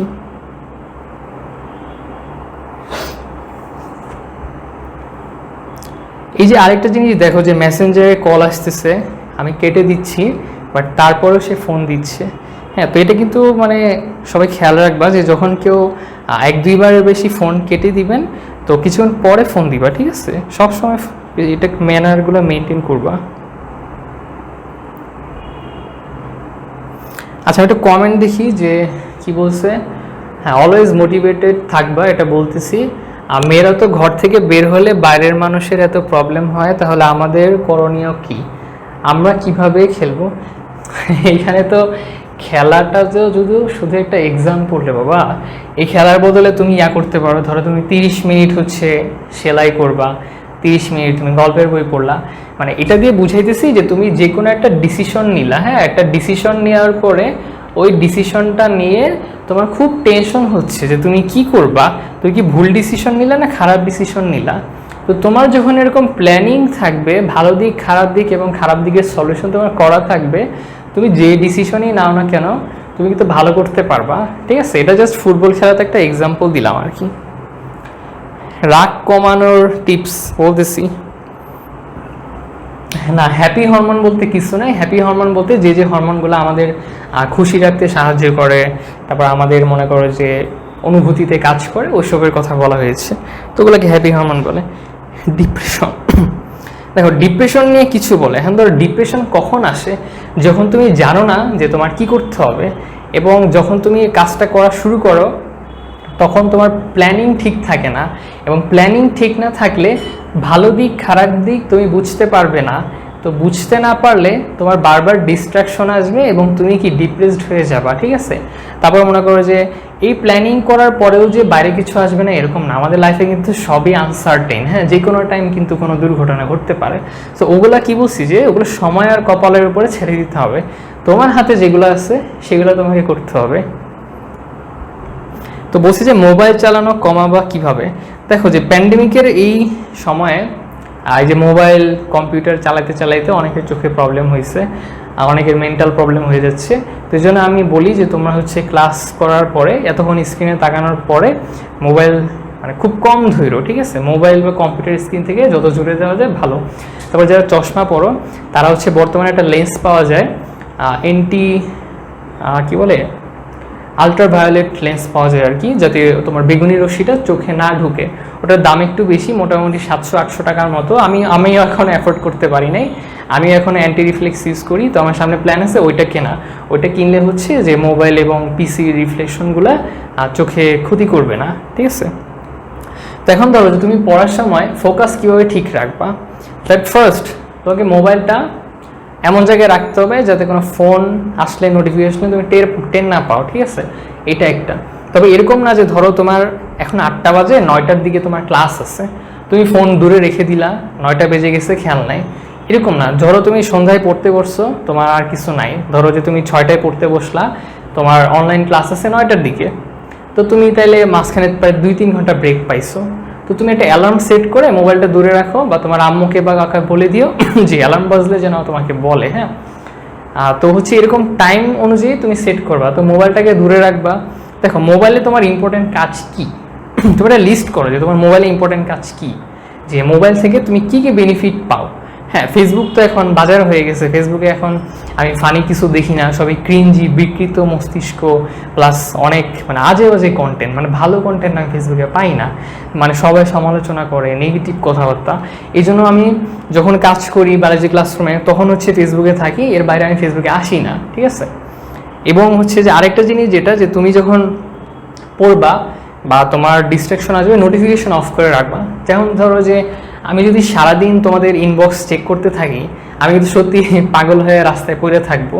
কিন্তু আমি কি করি, একটা নির্দিষ্ট সময় রাখি, যে এই সময়, যেমন ধরো 9টা থেকে 10টা বা রাত 11টা থেকে 12টা, এই টাইম আমি সবার ইনবক্স চেক করবো এবং মেসেজের অ্যান্সার দিব। তো আমার একটা ফিক্সড টাইম আছে যে এই টাইমে আমি হচ্ছে অ্যান্সারগুলো দিই, ঠিক আছে। কিন্তু আমি যদি এরকম না করে, ধরো যে কেউ মেসেজ দিল রিপ্লাই দিলাম, মেসেজ দিল রিপ্লাই দিলাম, দেখা যাবে আমি কাজ করতেছি একদিকে, রিপ্লাই দিচ্ছি আরেকদিকে, আমার মাথা নষ্ট হয়ে যাবে, আমি যে কাজটা করতেছিলাম ওইটাও নষ্ট হয়ে যাবে, ওইটা নষ্ট হলে ওইটা করতে সময় লাগবে, ওইটা সময় নিয়ে করলেও ওই কাজটাতে কোনো একটা ভুল থাকবে, ঠিক আছে, এরকম কিন্তু হয়। সো এই হচ্ছে অবস্থা। তারপর দেখো যে আমি কিভাবে মোটিভেটেড থাকি। হ্যাঁ, অনেকে প্রশ্ন করে যে ভাইয়া আপনি কি ডিমোটিভেটেড হন না, আপনাকে দেখি সবসময় হাসি খুশি থাকেন। আমি অবশ্যই ডিমোটিভেটেড হই। আমি একটা কাহিনী বলি, যে এই যে বায়োলজি ক্লাসরুম যখন প্রথম দিন খুললাম, তোমার হচ্ছে এপ্রিলের 23 তারিখ, তো প্রথম দিন কিন্তু গ্রুপে 100 জনও ছিল না, 10 জন 15 জন এরকম ছিল। তো প্রথম দিন হচ্ছে, পরে আস্তে আস্তে হইলো 50-60 জন হইলো। তো পরদিন সকালে আমার হচ্ছে ঘুম থেকে ওঠার পর আমরা অনেকক্ষণ চিন্তা করতেছিলাম যে মানুষ নাই, কি করব, কাকে পড়াবো, কেউ তো নাই, আসলে কিছু হবে, আমি কি আসলে ভুল ডিসিশন নিলাম না কি করলাম। তো এরকম চিন্তা করতে থাকলাম। তো তখন হচ্ছে যে আমি চিন্তা করলাম যে কী করবো, আমি কি আসলে কন্টিনিউ করবো নাকি অফ করে দিব। তো আমি মোটিভেশনটা কোত্থেকে পাই সবসময়, দেখো মোটিভেশন সবসময় কি টেম্পোরারি জিনিস, এটা কিন্তু কখনো পার্মানেন্ট কিছু না। হ্যাঁ, এবং প্রত্যেকের মোটিভেশনের সেক্টরটা আলাদা, এটাকে বুঝো যে প্রত্যেকের মোটিভেশনের সেক্টরটা কিন্তু আলাদা আলাদা। কেমন, ধরো যে আমি কীভাবে মোটিভেশন পাই, যে আমার আব্বু হচ্ছেন বিজিবি, বর্ডার গার্ড বাংলাদেশ। তা আব্বু হচ্ছে যে বাংলাদেশের যে বর্ডারে হচ্ছে সেনাবাহিনী হিসেবে আছেন। তো ওনাদের দেখা যায় যে এই গরমেও এত ভারী স্যুট, তারপরে পায়ে বুট, তারপরে কয়েক কেজি বন্দুক নিয়ে হচ্ছে আর কত হাজার হাজার কিলোমিটার হাঁটা লাগে, গার্ড দিতে হয়। তো সে কত কষ্ট করতেছে, মানে অমানবিক পরিশ্রম করতেছে। আমার আম্মু এই গরমের মধ্যেও, আমি মানে ফ্যানের নিচে হচ্ছে বসে আছি, তাও আমার মনে হচ্ছে অজ্ঞান হয়ে যাব। আম্মু রান্নাঘরে রান্না করতেছে, তারপরে হচ্ছে যে কোনো কিছু দরকার হলে আম্মুই করতেছে, অসুস্থ থাকলেও করতেছে। তাহলে তারা যখন এত কষ্ট করে, আমি তাদের ছেলে হয়ে কিভাবে পারবো না, মানে আমি কেন পারবো না, মানে হোয়াট ইজ দ্য রিজন। যদি না পারার 100টা রিজন থাকে, পারার 1000টা রিজন আছে। আমি এইভাবে হই। তবে আরেকটা কাহিনী বলি তোমাদেরকে, যে আমি যখন কলেজে ছিলাম, তো সেন্ট জোসেফ কলেজে, তো ছুটি হইতো 2টা রাইটের দিকে ছুটি হয়েছিল, প্র্যাকটিক্যাল ছিল। তো ছুটি হওয়ার পরে আমি আসতেছিলাম, তো হচ্ছে আসার সময়, তো আমি যে রাস্তা দিয়ে আসতাম বাসার এখানে, তো ওখানে একটা ছোট মানে বস্তি টাইপের মতো ছিল। তো ওখানে অনেক বাচ্চারা খেলাধুলা করতো, অনেক ইয়া করতো। তো আমি প্রতিদিন ওদিক দিয়ে আসতাম। তো একদিন আসার সময় যেটা হয়েছে, যে আমি তখন কলেজ, ছোট মানুষ, তো এখন দেখলাম যে একটা পিচ্চি, মানে কত হবে 5-6 বছর, তো কিচেনে খেলতে গিয়ে কী হয়েছে, যে ওর কপালে এখানে একটা ইটের টুকরা লাগছে। তো ওর এখানে প্রায় অনেকখানি মাংস মানে খুলে পড়ে গেছে। মানে আমার তো দেখে মানে মনে করে যে মাথা খারাপ হয়ে গেছে। হ্যাঁ, তো এখন মনে করে যে ওরা তো মানে একটু আনএডুকেটেড টাইপের, তো ওরা ডাক্তারের কাছে যাচ্ছিল না। হ্যাঁ, তো আমি তো এমনি ছোট মানুষ, তো আমি কি করব, চিনিও না ওনাদেরকে। তো তাও আমি ওখানে গিয়ে বললাম যে আপনারা একটু ফার্মেসিতে যান, ওখানে ইনফেকশন হইতে পারে। হ্যাঁ, বা এখন হচ্ছে ব্লিডিং হচ্ছে, আপনারা অ্যাটলিস্ট ফার্মেসিতে যান, ওনারা কিছু ব্যান্ডেজ দিয়ে দিলে সামনে হসপিটাল আছে, ওখানে গেলে হচ্ছে আপনাদের ট্রিটমেন্ট দিবে। বাট ওনারা শুনতেছিল না, আমার কথা আর পাত্তা দিচ্ছিল না, কারণ আমি ছোটোখাটো মানুষ। কিন্তু আমার প্রায় চোখে পানি চলে আসছিল, খুব খারাপ লাগতেছিল যে আমি কিছু করতে পারতেছি না। তো ওই দিন হচ্ছে যে আমি মানে মনে মনে বলছিলাম যে আল্লাহ যে আপনি হয় আমাকে এগুলো সহ্য করার শক্তি দেন, আর নাহলে আমাকে ডাক্তার হওয়ার পথ দেখায় দেন। সো বাকিটা হচ্ছে আল্লাহর উপরে। সো আমি এখন এখানে আসি। এরকম আরও অনেক মোটিভেশনাল গল্প আছে, হ্যাঁ, যে এইসব জায়গা থেকে আমি মোটিভেশন পাই। তো তুমি কোন জায়গা থেকে মোটিভেশন পাও এটা তোমাকে খুঁজে নিতে হবে, ঠিক আছে? আরেকটা জিনিস বলি, যে একজন বলছিলেন যে যখন তুমি একটা ডিসিশন নিয়ে কাজ শুরু করবা, হ্যাঁ, ধরো তুমি একটা ডিসিশন নিলা, অনেক প্ল্যানিং করলা, প্ল্যানিংয়ে অনেক কাজ করলা, কাজ করতে করতে তুমি এত ব্যস্ত হয়ে গেছো, তুমি টায়ার্ড হয়ে গেছো, তোমার আর ভাল লাগতেছে না, তোমার মন চাচ্ছে যে উফ বাদ দিই, আর ভাল লাগতেছে না, এইগুলো করে কি হবে, ভালো লাগতেছে না, টায়ার্ড লাগতেছে। তো তখন তুমি ওই যে প্রথম দিন ডিসিশন নিছিলা না, যে এই কাজটা তুমি কেন শুরু করছিলা, ওই প্রথম দিনের কথা মনে করবা, যে ওই দিন কি চিন্তা করে আমি ডাক্তার হওয়ার স্বপ্ন দেখছিলাম। তখন দেখবা যে শরীরে একটা এনার্জি চলে আসছে, যে ও আমি এত ব্যস্ততার মধ্যে আমি যে কেন এটা শুরু করছিলাম এটাই ভুলে গেছি, বুঝছো? তখন একটা শক্তি চলে আসবে। এবং তোমার যখন মনে হবে যে তুমি খুব ব্যস্ত, খুব টায়ার্ড, সময় দিতে পারছো না, তখন তুমি তোমার কাজের পরিমাণটা কমায় নিয়ে আসো, তোমার এক্সপেকটেশনটা কমায় নিয়ে আসো। ধরো তুমি অনেকগুলো 10টা কাজ করতে চাও, 10টা কাজ করতে চাও, তো একটা রুলস আছে, আর এটাকে 80/20 রুলস বলা হয়। এই রুলসটা হচ্ছে যে ধরো তোমার 10টা কাজ আছে, 10টা কাজের মধ্যে যে 2টা কাজ তুমি আজকে না করলে অনেক বড় প্রবলেম হয়ে যাবে, ওই 2টা কাজ সবার আগে করবা, ওই 2টা কাজ সবার আগে করবা। তাইলে দেখবা তোমার মাইন্ড 50% ফ্রেশ হয়ে গেছে, হ্যাঁ। তো বাকি যে ছোটো কাজ আছে ওগুলো তুমি আস্তে আস্তে করবা, যেটা বাদ থাকবে পরের দিন। পরের দিন সেম, যে 2টা কাজ সবচেয়ে বেশি ইম্পর্টেন্ট ওই 2টা সবার আগে করবা, সবার ফার্স্টে করবা, যত কঠিনই হোক না কেন ওই 2টা আগে করবা। এর কারণ কি, ছোটোগুলা করতে গিয়ে আমরা ছোট কাজ করতে থাকি, কিন্তু মাথায় কিন্তু বড়টা ঘুরেছে, এই ওই কাজ বাকি, ওইটা করতে হবে, ওইটা না করলে আজকে খবর আছে, স্যার মাইট দিবে, ওইটা আগে করবা, বুঝছো? তারপর হচ্ছে ছোটো কাজ করবা। তো এরকমভাবে হচ্ছে তুমি তোমার প্ল্যানিংগুলো করবা। তোমার প্ল্যানিং ঠিক থাকলে তোমার মোটিভেশনটা ঠিক থাকবে। তোমার মোটিভেশন তুমি কোত্থেকে পাও এটা তোমাকে করতে হবে। যে পর্যন্ত না নিজের মোটিভেশনটা নিজে বাড়াইতে পারবা, অন্যজন যত কথাই বলো ওটা 5 মিনিট থাকবে, পরে আর থাকবে না। তোমরা অনেকে আমাকে নক দাও, আমি হচ্ছে শর্টকাট কিছু বলি যাতে তোমরা ইনস্ট্যান্ট একটা মোটিভেশন পাও, কিন্তু এরপরে কিন্তু তোমরা আবার ডিমোটিভেটেড হয়ে যাও। সো নিজেরটা নিজে খুঁজে বের করলে কিন্তু কখনোই ডিমোটিভেটেড হবা না। আমি প্রায় সকালে ঘুম থেকে উঠি, খুব টায়ার্ড লাগে, অনেকে আমার স্টোরি দেখো যে 5টার দিকে পড়তে বসি, 2টার দিকে পড়তে বসি, খুব টায়ার্ড লাগে, মন চাই সব বাদ দিয়ে দিই, ভালো লাগতেছে না, আজকে সব বাদ, কিচ্ছু করবো না। একটু করে আবার লাভ দিয়ে উঠি, পোস্টার বানানো শুরু করি, পোস্ট দেই, এই করি সেই করি, এখানে রিপ্লাই দিই, হ্যাঁ, এগুলো ক্যান করি, ওই যে মানে মোটিভেশন চলে আসে।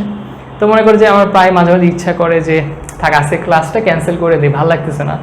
তখন আমার মনে পড়ে যে হয়তো কালকে কারো পরীক্ষা, হয়তো কেউ আমার জন্য অপেক্ষা করতেছে যে আজকে ক্লাসটা হইলে সে ক্লাসটা করে পরীক্ষা দিবে, হ্যাঁ, ওই পরীক্ষাটা হয়তো তার জন্য গুরুত্বপূর্ণ, সে হয়তো প্ল্যান করে আসছে যে ভাইয়া 9টায় ক্লাস নিবে, আমি করব, হ্যাঁ, তো ক্লাসটা নিলে তার ক্ষতি হয়ে যেতে পারে।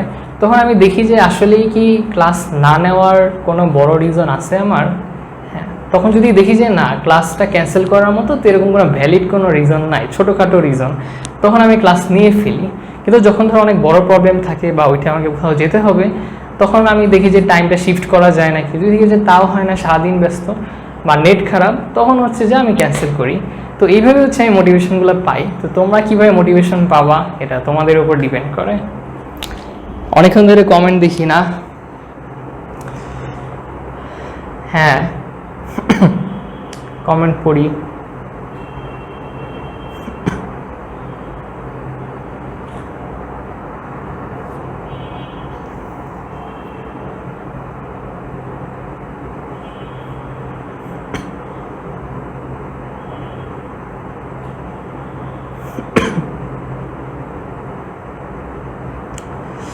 লাইভের পরে চা খাইতে হবে, কাশতেছি। তো বুঝছো তোমরা জিনিসগুলা যে কিভাবে তোমরা ফোকাস ঠিক রাখবা। তো লাস্টে আসি যে কিভাবে রাগ নিয়ন্ত্রণ করবা।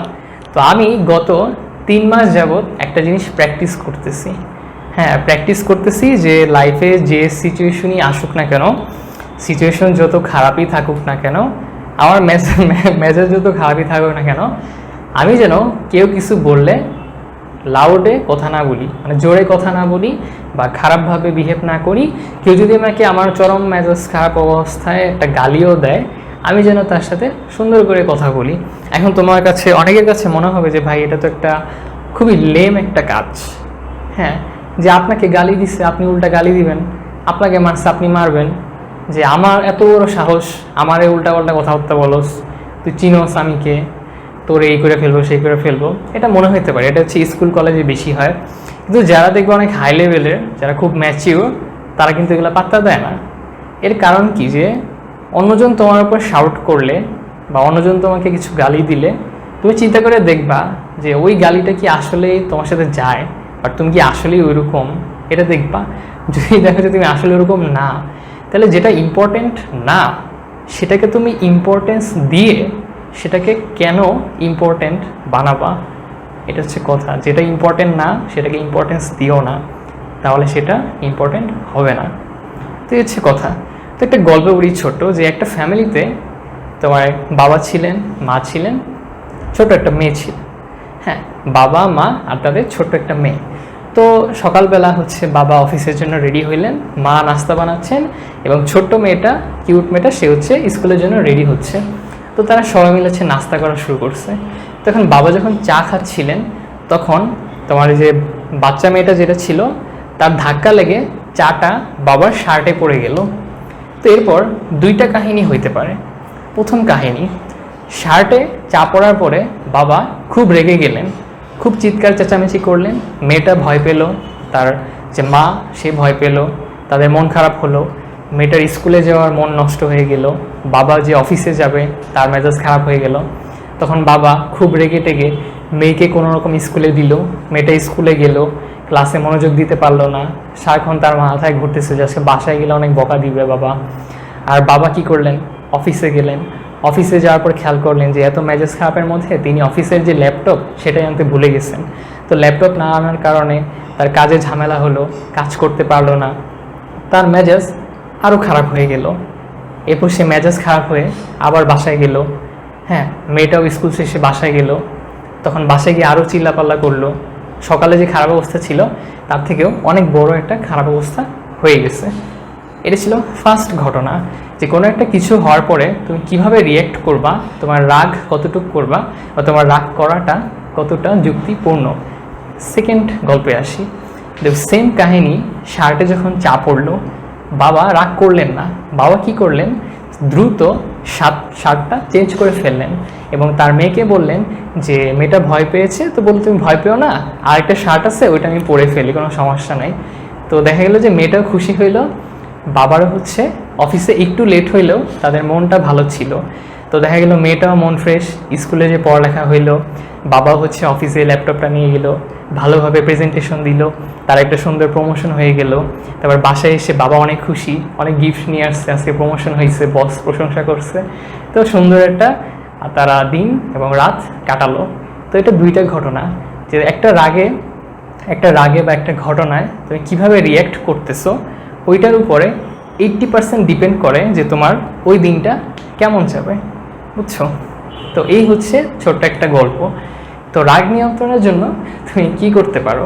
তা আমি যেটা করি, যে খুব বেশি মেজাজ খারাপ হলেও কেউ যদি আমাকে বলে, আমার ভিতর থেকে সব ফেটে বের হয়ে যায়, যে মন চাচ্ছে এখন একদম ধুয়ে দিই, কিন্তু আমি বলি না। হ্যাঁ, প্রথম দিকে অনেক বেশি কষ্ট হয়েছে, মানে হজম করতে খুব কষ্ট হয় যখন চরম মেজাজ খারাপের মুহূর্তে কেউ কিছু বলে। তো ওইটা করতে করতে আমার এখন অভ্যস্ত হয়ে গেছে। এই যে আমার মাথা এখন ঝিমঝিম করতেছে, হ্যাঁ মাথা কিন্তু ঝিমঝিম করতেছে, কিন্তু তারপরেও তোমাদের সাথে হাসি মুখে কথা বলতেছি। মনে হতে পারে আমি জোর করে বলতেছি, এখন জোর করে বলতেছি না, কারণ আমার এখন এটা অভ্যাস হয়ে গেছে। তারপর এখন যদি ধরো আমি খুব কাজের প্রেশারে আছি, কেউ এসে কিছু একটা বললো, হ্যাঁ উল্টাপাল্টা কথাবার্তা বললো বা খুব খারাপ একটা নিউজ দিল, আমি কিন্তু এটা কন্ট্রোল করতে পারি। হ্যাঁ, কারণ কি আমি 2 মাস প্র্যাকটিস করছি। হ্যাঁ, রাগ কন্ট্রোল করা কিন্তু খুবই টাফ। আমি 2 মাস প্র্যাকটিস করছি, এমন না যে আমি এখন মাস্টার হয়ে গেছি, ওরকম কিছু না। বাট আমি মানে ফিল করতে পারি যে জিনিসটা কমছে। হ্যাঁ, খুব মেজাজ খারাপের মোমেন্টেও কেউ একটা উল্টাপাল্টা কথা বললে আমি বাজেভাবে রিয়্যাক্ট করি না। আমি দেখি যে ওটা কি আসলে ইম্পর্টেন্ট কিছু, যদি ইম্পর্টেন্ট কিছু না হয় ইগনোর করি, আর যদি ইম্পর্টেন্ট কিছু হয় আমি দরকার হয় 2 মিনিট চুপ থাকবা। হ্যাঁ, ধরো তোমার মেজাজ খারাপ, কিছু বলতে ইচ্ছা করতেছে, দরকার হয় তুমি 2 মিনিট পরে রিপ্লাই দাও, 2 মিনিট চুপ থাকো, হ্যাঁ, তারপরে ভালো করে রিপ্লাই দাও। হ্যাঁ, তুমি যদি 2 মিনিট চুপ করে একটা ভালো রিপ্লাই দাও কেউ মাইন্ড করবে না, কিন্তু তুমি 2 মিনিটে যদি উল্টাপাল্টা কিছু বলো পরে তোমার হয়তো রিগ্রেট হইতে পারে। তো এই জন্য আর কি তোমরা রাগ কন্ট্রোলের প্র্যাকটিস করো। যেমন আমার মেডিকেল অ্যাডমিশনের সময় আমার প্রচণ্ড মেজাজ খারাপ থাকতো লাস্টের দিকে, কারণ টেনশন, পড়া হয় নাই, রিভাইজ দেয় নাই, মার্ক কম আসতেছে। দেখা গেছে যে আম্মু বলতেছে যে বাবা খাইতে আসো, তুমি যাও, খাও, তো ভালো লাগতেছে না, খাবো না আমি। তো এরকম করে কথা বলতাম। তো এগুলো আস্তে আস্তে ঠিক হয়েছে। তো এই হচ্ছে অবস্থা আর কি। তো আই হোপ তোমরা হচ্ছে বুঝতে পারছো কাহিনীগুলা। লাইভের কোয়ালিটি একটু ঘোলা হয়ে গেছে। আমাদের ব্যাচের স্টুডেন্টের একজন রিনাউন ডক্টর পজিশনে পৌঁছাতে কত বছর লাগবে? তো রিনাউন বলতে আসলে মানে খুবই পরিচিত হওয়া বা খুব ভালো ডক্টর হওয়া, প্রফেসর লেভেলে। অলরেডি প্রফেসর লেভেলে যাইতে হলে অনেক সময় লাগে, মোটামুটি তোমার 40-45 বছর এরকম লেগেছে, মানে একদম ফুল প্রফেসর হতে। হ্যাঁ, যে তুমি খুব রিনাউন্ড হতে চাও। তবে তোমার যদি উদ্দেশ্য সৎ থাকে, তোমার আইডিয়াগুলো যদি ভালো থাকে, তোমার যদি এরকম প্ল্যানিং ভালোভাবে হয়, তুমি যদি ভালো কোনো কিছু স্ট্যাবলিশ করতে পারো, ধরো ভালো কোনো হসপিটাল দিলা বা ভালো কোনো কিছু আবিষ্কার করলা, তুমি রিনাউন্ড হয়ে যাবা। তো এই জন্য হচ্ছে এগুলো দেখাইলাম। তো আজকে অনেকজন ভিউয়ার ছিল, তো এদের মধ্যে হয়তো সবাই বেশিরভাগই হচ্ছে লাইভ সেশনটা শেষ হলে সব কিছু ভুলে যাবা।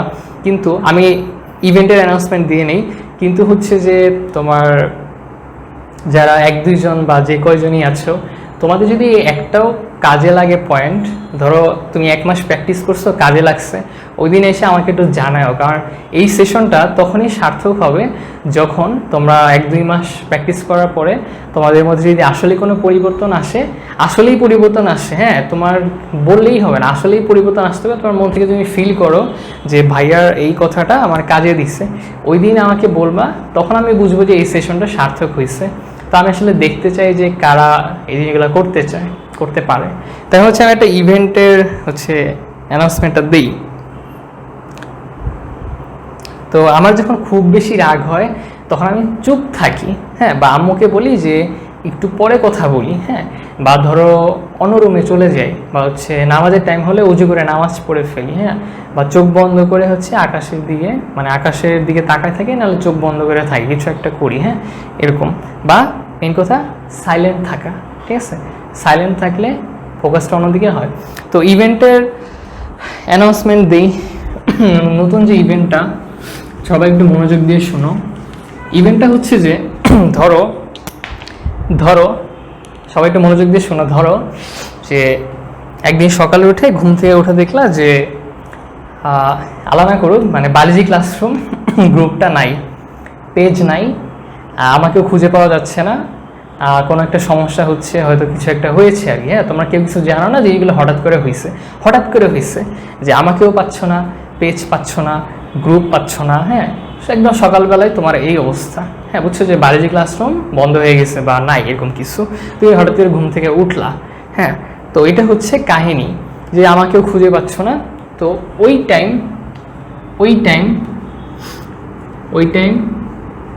তোমার চিন্তা, মানে ওই টাইম তোমার চিন্তা কি থাকবে, তোমার সামনের প্ল্যান কি হবে, এটা হচ্ছে তারাই ভালো মতো ফিল করতে পারবা যারা হচ্ছে ভাইয়াকে শিক্ষক হিসেবে মানো, ভাইয়াকে পছন্দ করো, এই বায়োলজি ক্লাসরুমটাকে সামনে এগিয়ে নিয়ে যেতে চাও, যারা বায়োলজি ক্লাসরুমটাকে পছন্দ করো, তারা এটা ভালো ফিল করতে পারবা। যে কারণ এটা হঠাৎ করে অফ হয়ে গেলে তো তোমাদের মাথাটা ইফেক্ট পড়বে, তাই না? তো ওই টাইম তোমার চিন্তা কি হবে, সামনের প্ল্যান হবে, হ্যাঁ, তুমি কিভাবে নিজেকে সামলাবা। তো ওভারঅল তোমার চিন্তা চেতনা, মতামত, সামনে আগানো, যে পড়ালেখার বাইরেও আসলে তোমাদেরকে আমি কিছু শেখাতে পেরেছি কি না এটা আমি দেখতে চাই। তো তোমরা কিভাবে সিচুয়েশনটা হ্যান্ডেল করবা, ওই সব কিছু মিলায়া 50 শব্দে মানে টাইপ করবা, পোস্ট করবা। হ্যাঁ, খাতায় লিখে না, পোস্ট টাইপ করবা, বাংলায় টাইপ করবা। বা তোমার যদি বাংলায় টাইপ করতে সমস্যা হয়, তুমি বাংলিশ যেটা ফেসবুকে চ্যাট করো, ওইভাবে 50 শব্দে পোস্ট করবা এবং হ্যাশট্যাগ ইউজ করবা, সব ছোট হাতের বি সি, ম্যাচিউর মাইন্ড, কি হ্যাশট্যাগ বিসি ম্যাচিউর মাইন্ড, হ্যাঁ সব একসাথে, সব ছোট হাতের। এই হ্যাশট্যাগটা ইউজ করবা, 50টা শব্দের বেশি লেখা যাবে না। আর ডেডলাইন হচ্ছে আজকে হচ্ছে 2 তারিখ 5 জুন 2021। লাইভ শেষে আমি একটা অ্যানাউন্সমেন্ট পোস্ট করে দিব না, তো এটা হচ্ছে ইভেন্টের হিসাব। তো ইভেন্টের যে উইনার হবা, মানে আমার কাছে মনে হবে যে এখানে দেখো কেউ কারোটা কিন্তু কপি করবা না, একদম নিজের সলিড মন থেকে লিখবা যে তোমার প্ল্যান কি, তুমি কি করবা, তোমার চিন্তা কি থাকবে, হ্যাঁ এই জিনিসটা বা তুমি কি চাও ওই টাইম ওভারঅল জিনিসটা 50টা শব্দে লিখতে হবে। তো যে উইনার হবে তাকে হচ্ছে আমার নিজের হাতের লেখা একটা শুভেচ্ছা চিঠি আর হচ্ছে যে একটা ক্রেস্ট আমি কুরিয়ার করে দেওয়ার চেষ্টা করব, ঠিক আছে? ইনশাল্লাহ চেষ্টা করবো না, ইনশাল্লাহ করে দিব আর কি। তো এই কয়দিন তো মনে করো যে আজকে কেউ লেখো না, কালকে থেকে শুরু, হ্যাঁ আজকে কেউ লেখো না। তো উইনারকে হচ্ছে আমার নিজের হাতের লেখা একটা শুভেচ্ছা চিঠি এবং একটা ক্রেস্ট করব আমি। তো হ্যাশট্যাগ ইউজ করবো বিসি ম্যাচিউর মাইন্ড, ডেডলাইন 5 তারিখ রাত 12টা পর্যন্ত 50 শব্দে পোস্ট করবা। তো এটা হচ্ছে নতুন ইভেন্ট।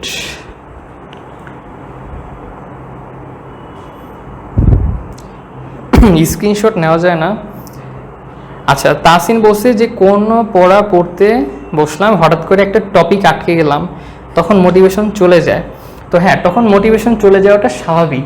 তখন মোটিভেশনটা তুমি ব্যাক করাবা কিভাবে, যে ওই টপিকে তুমি রিসার্চ করা শুরু করবা, তুমি পড়া শুরু করবা, ওটা সলিউশন বাই করবা, হ্যাঁ তখন টার্গেট হবে ওইটা যখন তুমি পেয়ে যাবা। এবং ইউটিউবে হাজার হাজার ভিডিও আছে, হাজার হাজার গ্রুপ আছে ফেসবুকে, কারো না কারো কাছে সলিউশন তুমি পাবাই, অবশ্যই পাবা। তো পাইলেই তোমার হচ্ছে মোটিভেশনটা ব্যাক পাবা, এরকম আর কি। প্রবলেম হলে সলিউশন খুঁজবা, সবাই আমরা প্রবলেমের কথা বলি, সলিউশনের কথা কেউ বলি না। প্রবলেম হলে সলিউশন খুঁজবা, ইনশাল্লাহ পাবা। আচ্ছা, তোমরা কি দেখতে পারছো বোর্ডে কি দেখা যায়? আমি অবশ্য একটা পোস্ট করে এই লাইভের শেষে লিখে দিব আর কি। লাইভে হয়তো ক্লিয়ারলি দেখতে পাচ্ছ না, আর একটু ক্যামেরার সামনে আগায় দিই।